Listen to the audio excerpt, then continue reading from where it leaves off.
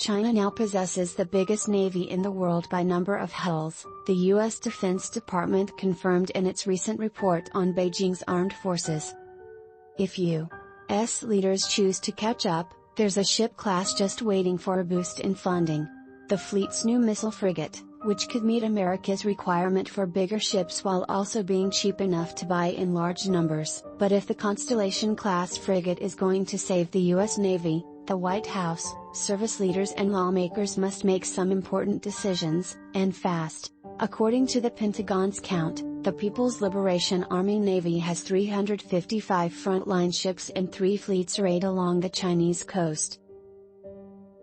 The U.S. Navy, by contrast, has 305 frontline ships, divided roughly 60-40 between the Pacific and Atlantic fleets.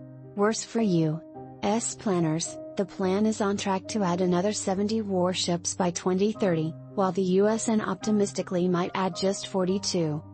There's an important caveat in this hull tally. American vessels on average displace more than twice as much as Chinese vessels do. Greater displacement affords U.S. warships longer range, better seakeeping and superior survivability in combat. The U.S. Navy arguably shouldn't even try to match the Chinese Navy, hull for hull.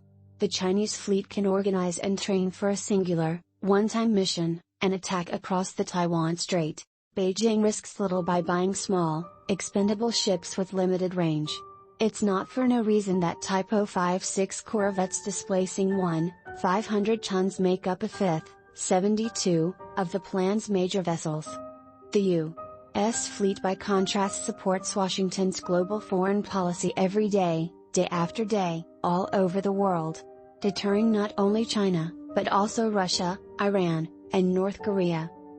Patrolling for smugglers. Training with allies.